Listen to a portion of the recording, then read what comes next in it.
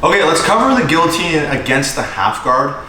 This is one of these things that is, again, like everything, alignment is the critical equation. So if you're just gonna try to like throw your arm over to try to deal with somebody coming up in a half guard underhook, not gonna work so well. People who are very good in the half guard are very good at dealing with underhooks and people grabbing their head. So just be aware that until you cultivate the ability to time this properly, if you just spam it as a way of dealing with the half guard, not gonna work so well. Let's assume that my knee is all the way in and my partner's using like a clamp style half guard, because if he's using a shin shield or just like this sort of Z guard type thing, that should be obvious, right? As long as he's managing the distance, I can't be trying to hop over. But if we're here and we're dealing with somebody who utilizes the underhook and builds to their elbow, right? So he wins the underhook, comes to here, exactly. This is where I can potentially access his head. Now, if you see how Rory's got his good alignment right now, if I attempt to raise up, nothing's gonna happen. I'm just gonna get taken down, right? So we need to be aware of when and how we're going to pursue this. Let's back up. So he's on his shoulder, exactly.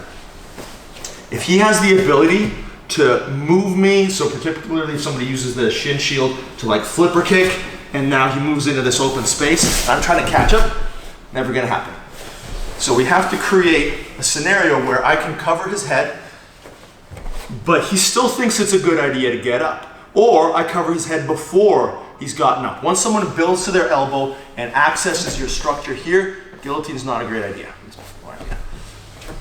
I'm going to first be fighting for this sort of Pez dispenser here, and I'm gonna make sure that I have inside control on my partner's biceps. This is why, if my hand is outside here like this, it's gonna be tricky. I want inside control like this. I'm going to attempt to like badly pummel an underhook. I'm gonna slip my head to the outside. He's gonna start coming up. I'm gonna come over top and post my head on the mat.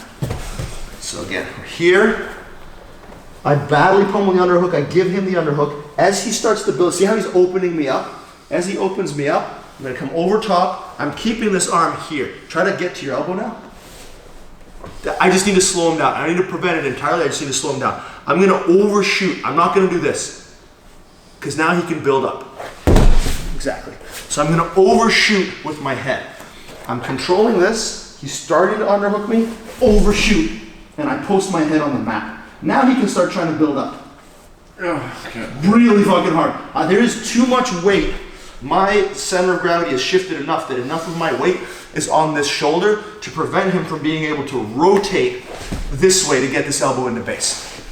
So I was here, I gave him the underhook, I overshot. Now he tries to build his base, he can't do it. I start rotating and bringing my shin in to block. He still can't build his base. He's gonna keep his underhook, that's kind of a given, because if at any point he releases to do anything, he's immediately finished with a high elbow guillotine. So I'll ease up on that pressure. Yep. He's gonna come back to the underhook. I don't so much care about finishing. What I care about is him putting both of my legs into his guard. So let's rewind for a second. We'll give you another angle on this in a second. I'm making sure that I keep my left shin tight against his hip. He keeps his underhook high. I'm gonna connect my arm in guillotine, and I'm gonna use this to take my leg out and step it on his hip. Sorry. Just your ribs? Yeah. My ribs sinking is actually really helping the choke. But let's just turn so that we can see the footwork. So rotate so your feet are towards the camera.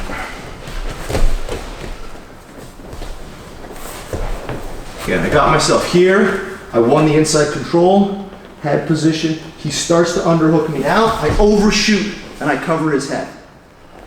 Arm in guillotine grip. I back my hips up, my shin comes into here.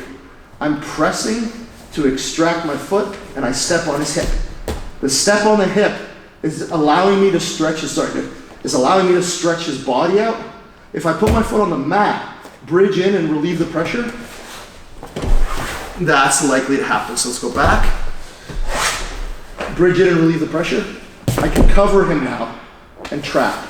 So it's not that I'm gonna keep my foot here. I'm pushing to attempt to finish arm and guillotine style. I'll relax the grip. If he bridges, I shift my weight and I cover like this. Now I can start worrying about making my thumb in grip here. So keep your underhook super high. Try to bridge, try to roll me over. I'm pretty secure here. Again, we'll give you another angle on this, but I'm gonna get my thumb inside the bicep. I'm gonna push, I'm gonna go back to the high elbow. Let's give you one more grip, or one more angle here. Yeah, this will be good. So again, inside, head position. I badly pummel, overshoot, connect, hip back, hip in. He tries to grab my feet. Shouldn't really matter. As long as my shin is in his hip and my left foot is strong on the ground, he shouldn't be able to push it off. I can pry this out, step on his hip, attempt to finish, cover. Hang on, so there we go. He's still underhooking me. He knows if this underhook goes away, he's fucked. So I'm reaching back. I'm trying to keep the elbow like super exposed here. There we go. I should still be able to get this hand in, get the heel of my palm or my thumb in. Push away. We'll give you another angle in a second. High elbow. Finish. Let's just rotate around.